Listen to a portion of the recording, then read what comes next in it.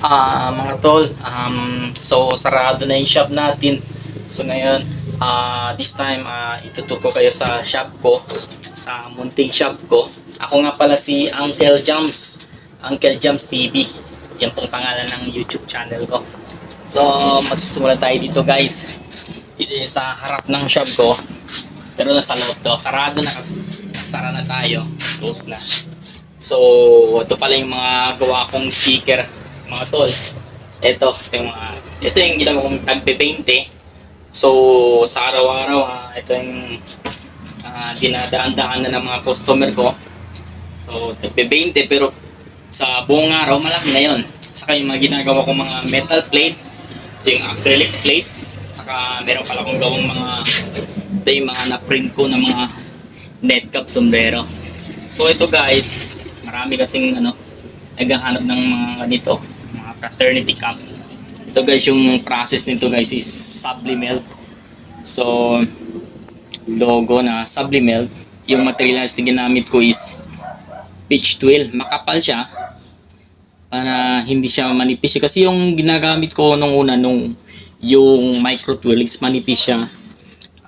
Mas maganda to kasi pag yung micro twill is yung parang umaangat yung adhesive na pupunta sa taas, sa ibabaw. So ito makapal, maganda yung texture niya, parang talaga, parang patches. So ito okay rin to kasi maraming bumibili nito. Ito yung mga net cap, mga fraternity cap. Meron din tayo yung yung mga jacket, hoodie. So ang materials din ito, yung gawa ko is rin, sublimelt. So ito yung mga fraternity jacket. Ito. Yan ang mabenta sa akin dito. So meron din akong mga extra na para hindi tayo focus sa printing lang. Meron din tayong extra income. Ito yung mga tulad ng mga headset, mga charger. Meron din tayong mga school supplies.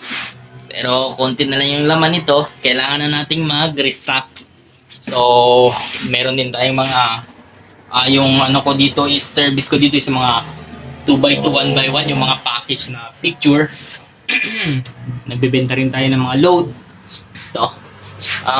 Meron din akong mga perfumes. Ito, extra income na rin to. Saka ito yung mga sublimag ko. Ito yung mga gusto nila yung mga ready-made, meron na tayo. Naghahanap sila. Customize, pwedeng pictures, kung anong gusto nila, pang souvenir, meron tayo niyan. Tapos, ito yung sa loob. Meron akong digital na laminating machine. Dati yung manual laminating machine, nasira yon. So, ito na. Maganda to. Good quality. Saka yung ginagamit ko na computer, ito yung monitor, saka yung CPU sa baba. Meron din tayo ito yung printer ko na siguro nasa 3 years na to sa akin, matagal na to, pero okay pa rin siya. Yung ink pala nito is pigment. Ito ginagamit ko pang photo 1x1, pwede rin sa documents.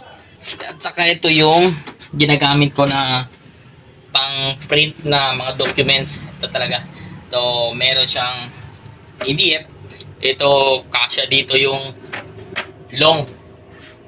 Pang Xerox na rin to. Ginagamit ko na rin to pang Xerox. Ito, bago lang to.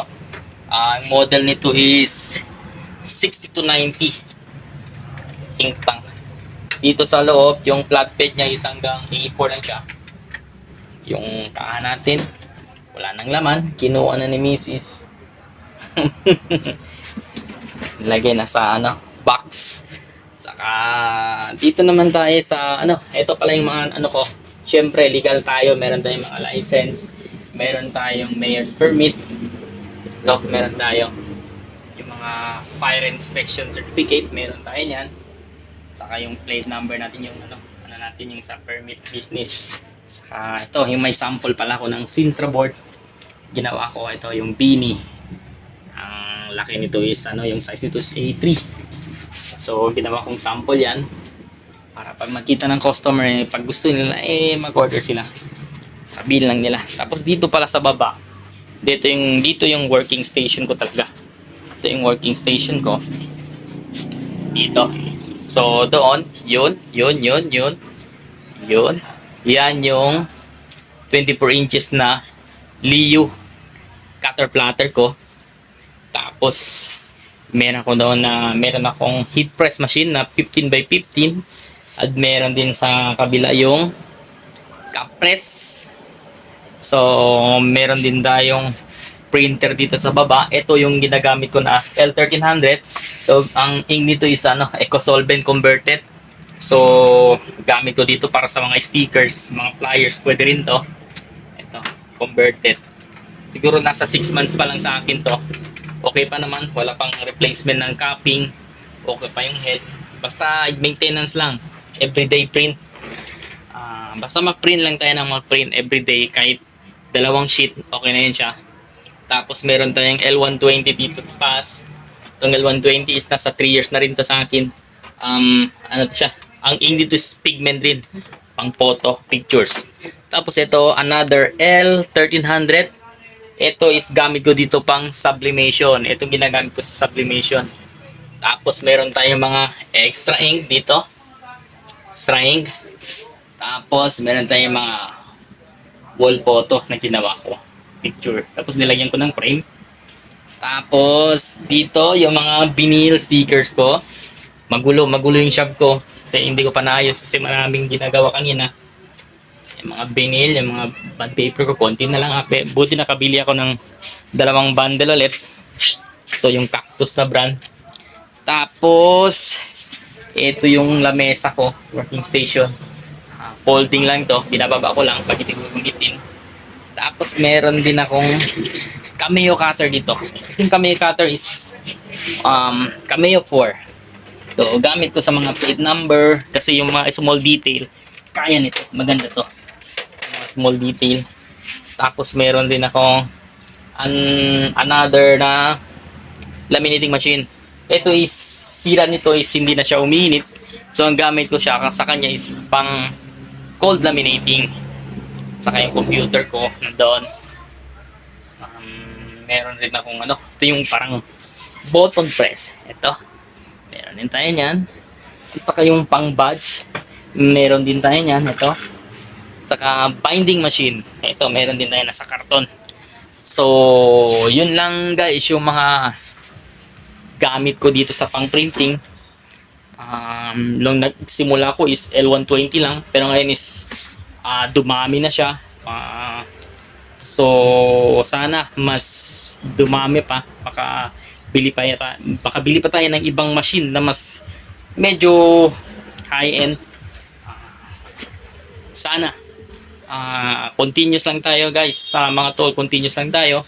Hindi naman everyday man lang yung kita, at least hindi tayo nasisiro. So, yun lang guys. Sana nagustuhan nyo yung content ko. Ngayon is lang to, on the spot na ginawa ko. So, sana magustuhan nyo.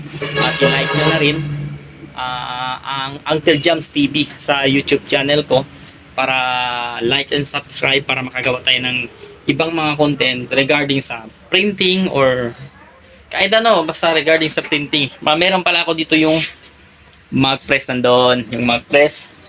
At saka yung die cutter ng photo,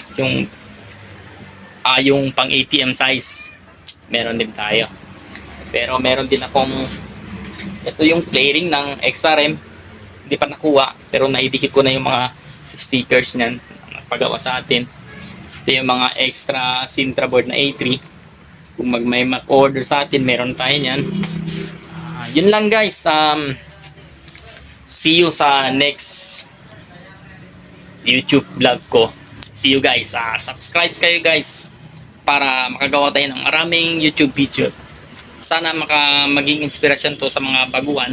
Kasi ako dati hindi ko inisip na mapunta ko sa ganitong business. Kasi ang dati ako isa kong checker sa isang hardware. Almost 20 years, 19 years ako sa serbisyo. Pero naisipan ko mag-resign kasi na-inspired ako sa mga YouTube vloggers na sa nasa larangan din ng digital printing, sina Warren Carubio, sina Sir Philip Christian Almendras, sina Sir Dan Calma, kay Kuya Jeboy, kay Kuya Dods. Diyan ako kumuha ng inspirasyon sa pinag-aralan ko hanggang sa mas nainganyo ako. Kaya nag-resign ako, napatuloy ako ng digital printing. So yun lang guys. Good night!